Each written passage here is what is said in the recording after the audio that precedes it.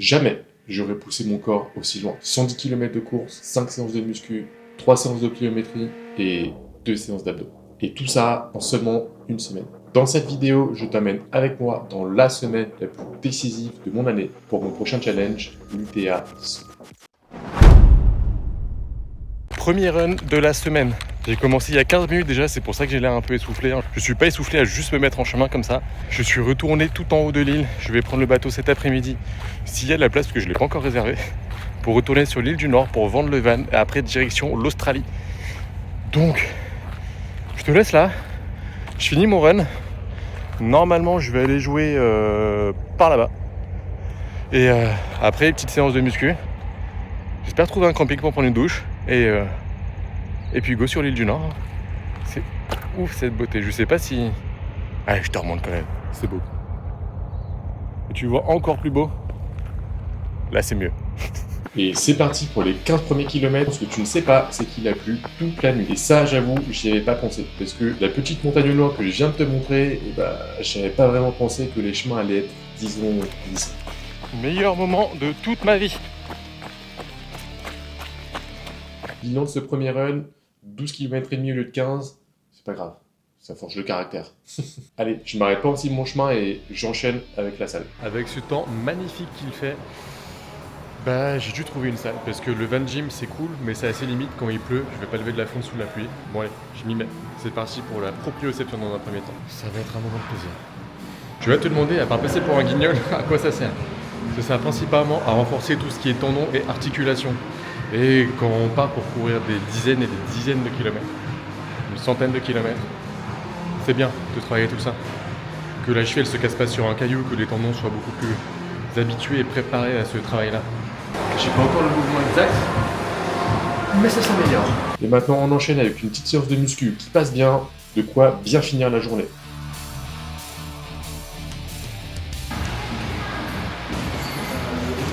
J'ai chaud. Parce là, j'ai pas fini. Et là, je te laisse les coulisses d'un gars qui se filme à la salle à croire que je deviens un vrai influenceur fitness. Note bien que quand même, c'est pas si simple de cadrer tout seul.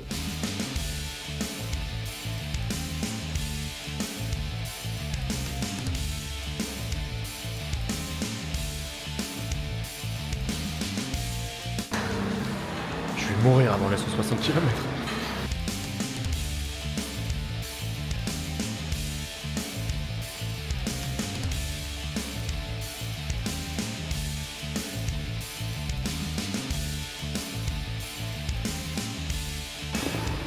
Bon, il se peut que sur cette dernière semaine en Nouvelle-Zélande, entre les trajets, les entraînements, la peak week et la vente du van, j'ai pas été 100% optimal sur les plans que j'ai filmés pour cette vidéo. Donc à la fin de cette première journée, je quitte l'île du Sud pour retourner sur l'île du Nord. Et c'est maintenant pour moi le moment de dire adieu à cette île du Sud qui m'a tant apporté.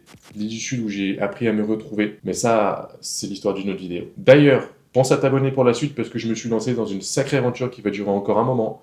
Et ça aussi, je t'en parle dans une prochaine vidéo. En attendant, je retourne sur l'île du Nord. On est parti pour le jour 2. Cette fois, j'enchaîne avec du fractionné. J'ai 15 minutes d'échauffement, 15 minutes de zone 3 avec 4 minutes de récup. Et ça, x3. La définition de la zone 3, c'est une zone dans laquelle on peut rester longtemps, mais qui est désagréable. Je l'ai déjà vérifié plusieurs fois, mais je vais te le remontrer. Que c'est vrai. On peut tenir longtemps, mais c'est très désagréable.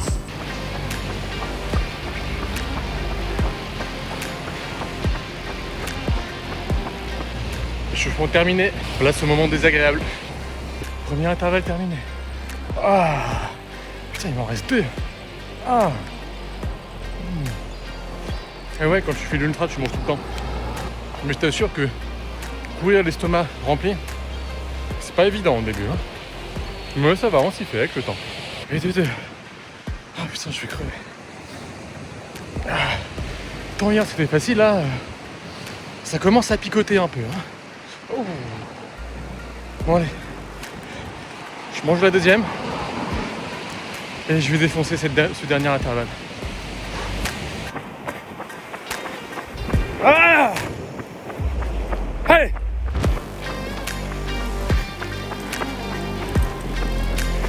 Ah, c'est terminé. Putain. Je confirme. désagréable, mais tu peux tenir. Ah. Maintenant j'enquille des bornes un peu plus tranquillement. Et après on va à la salle.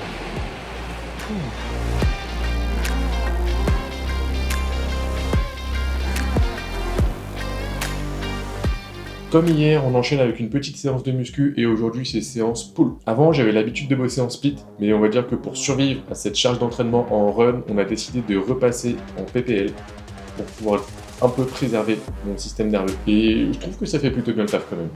Voilà, arriver à la salle. Un nouveau jour, une nouvelle salle. Et celle-ci comme celle d'hier, c'est très très sympa. Je te fais pas visiter parce que je suis grave à l'avant. J'ai un rendez-vous à 20h. Et 14h, j'ai 4 heures de route à faire aussi, donc je me dépêche.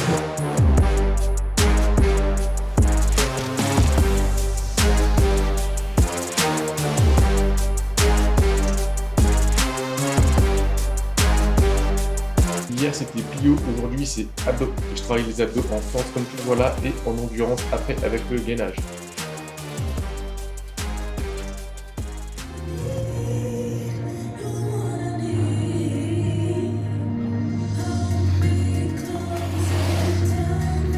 Pour faire passer le temps pendant le gainage, j'en ai profité pour faire une petite vidéo pour un ami. Et d'ailleurs, dis-moi en commentaire pour toi, c'est cheaté ou pas faire ce genre de truc là.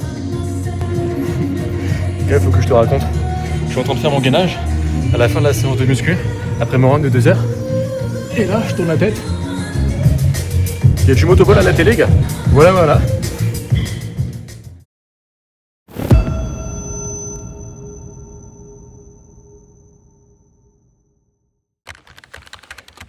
Bon, mercredi.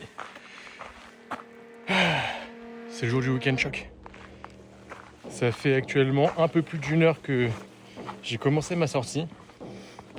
Les 50 premières minutes, c'était une purge complète. Du vent, de la pluie. Et là, comme si de rien n'était. Bon allez, je continue. Objectif, 6 heures. Et une trentaine de kilomètres avec 2000 mètres de D+. 1008 à 2000. Ça va le faire. Bon, kilomètre 9. Pour le moment, tout se passe bien. Et le mauvais temps, c'est vraiment l'histoire ancienne. Je sais pas pourquoi il y a 2 parties de météo, une de chaque côté de la montagne. Forcément, je suis garé de l'autre côté. Ouais, j'y retourne. Plus que 22 km.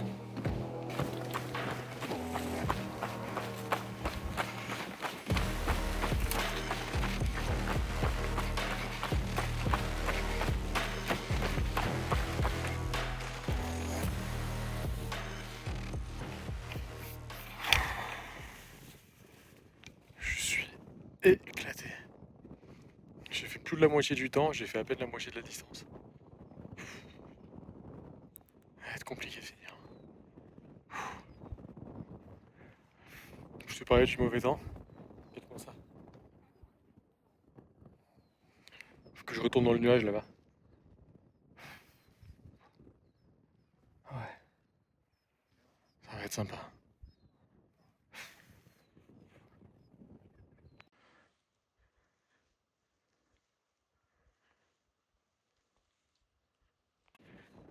Bon, je crois que j'ai trouvé ma maison. Perdu au milieu des montagnes. Elle est pas belle la vie. Bon là, ça commence à être technique. Oh putain. C'est joli.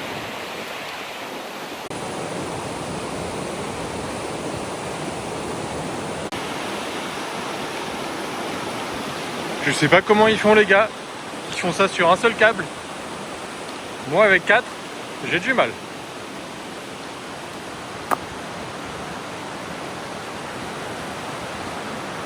Après avoir descendu à peu près 400 mètres d'escalier, et je me tape un chemin bien technique, rempli de racines avec un peu de boue. Ah, elle est pas belle la vie. Et dire que j'aimais pas avoir mon cul sur le canapé. Ah, c'était quand même plus facile, hein. J'ai pas à chier.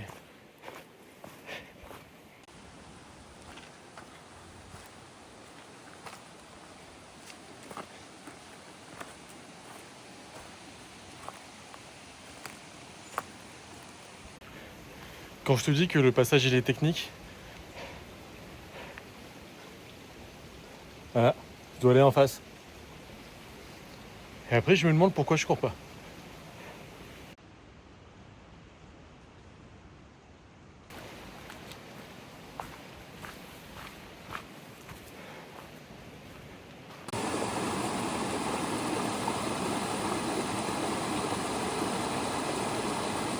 Ça fait un moment que j'avance sans chemin proprement défini.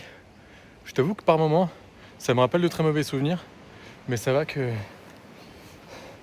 je vois ces petites flèches là. Je suis sur la bonne voie. J'espère finir un jour quand même, hein, parce que ça fait 5 heures, j'ai fait 2 tiers.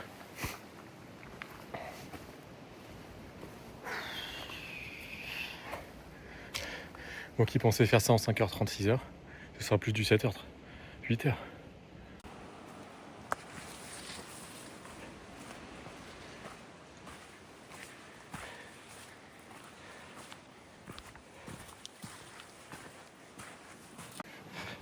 Bon. J'ai quitté le sentier. Il doit me rester 1 ou 2 kilomètres à faire sur la route.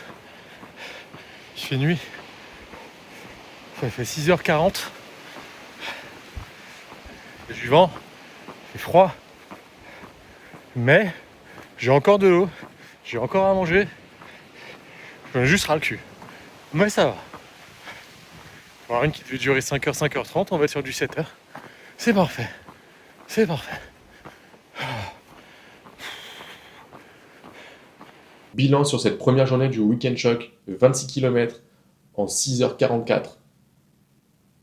C'était beaucoup plus long que prévu. J'étais complètement KO après et je t'avoue que par flemme, je m'étais dit que c'était une bonne idée de laisser le van sur le parking et de dormir là. Parce que ça m'éviterait de prendre la route et de devoir chercher un free-com par la suite.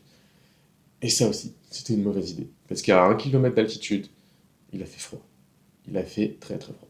C'était l'une des nuits les plus froides de mes 3 mois en Nouvelle-Zélande avec une température environ à 0 degré. Mais bon, je suis plus à ça près et c'est parti. J'enchaîne avec le deuxième jour du Weekend Shock. Jour 2 du Weekend Shock. Et bah, comment te dire, musculairement et d'un point de vue tendon, tout va bien. Je suis frais comme un gardon. Par contre, le cardio, j'ai l'impression que mon cœur il va exploser à 100 battements par minute. Et là, je suis arrivé exactement à 600 mètres d'altitude. Et je sais pas si tu reconnais, juste là, et la maison que je t'ai montrée hier. Je suis pile poil à 1 km de là où j'étais hier, 1 km 2 je crois. Mais je devais faire 600 mètres de D+. Et vu mon état de fatigue, je veux pas pousser plus parce que ça va me nuire après. Et ça fait 10 minutes que je suis planté là à me dire j'y vais pas, j'y vais pas. Non, ça fait chier. Je vais quand même pas y aller, mais ça fait chier. Changement de décor. J'ai fini le D+. Maintenant, faut que je coffre du kilomètre pour avoir du volume.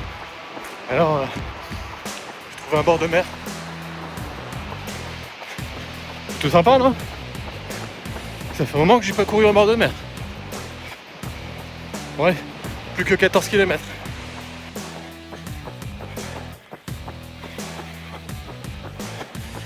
J'ai fait la moitié.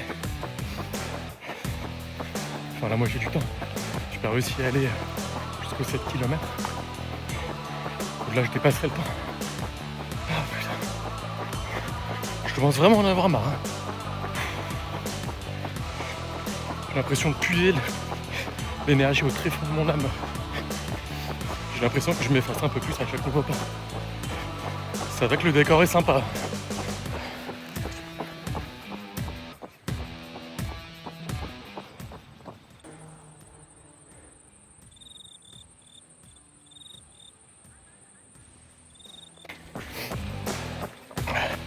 J'ai trouvé la montagne sur laquelle je courais tout à l'heure. Voilà.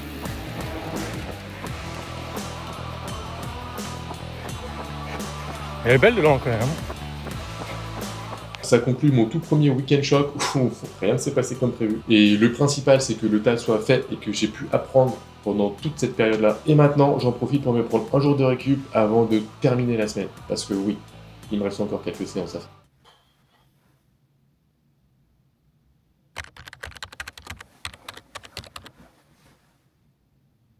On arrive enfin au samedi et aujourd'hui c'est petite balade en endurance fondamentale. J'ai profité d'être de retour à Auckland pour aller courir dans l'endroit où je m'étais perdu 3 mois plus tôt. Et je t'avoue, j'étais pas vraiment serein, il y avait quand même un petit truc qui m'inquiétait. J'étais pas serein au point où j'ai oublié de prendre la caméra avec. Mais peu importe, je voulais quand même surmonter cette épreuve pour pouvoir me dire que c'est pas juste un terrain qui me fait peur, mais simplement que j'avais fait une connerie il y a quelques temps. Et comme tu peux le voir, j'ai survécu à cette épreuve-là. Bon, je t'ai dit que j'avais oublié ma cam, mais j'en ai quand même profité pour filmer un tuto pour une amie parce qu'elle s'est fait la cheville il y a quelques temps sur une racine. Et là, je me suis dit que ce serait intéressant de lui montrer comment faire pour les éviter. Bon, regarde, là, il y a des branches. Regarde, les pieds à côté, et c'est bon, on peut repartir. Ça y est, la séance du samedi est validée. Et le lendemain, on enchaîne directement avec la dernière séance de la semaine. Une séance fractionnée en côte. Et le dimanche, je t'avoue qu'il pleuvait à torrent. J'ai eu la flemme de courir pendant 2h30 sous la pluie. Donc, j'ai décidé d'y aller sur tapis.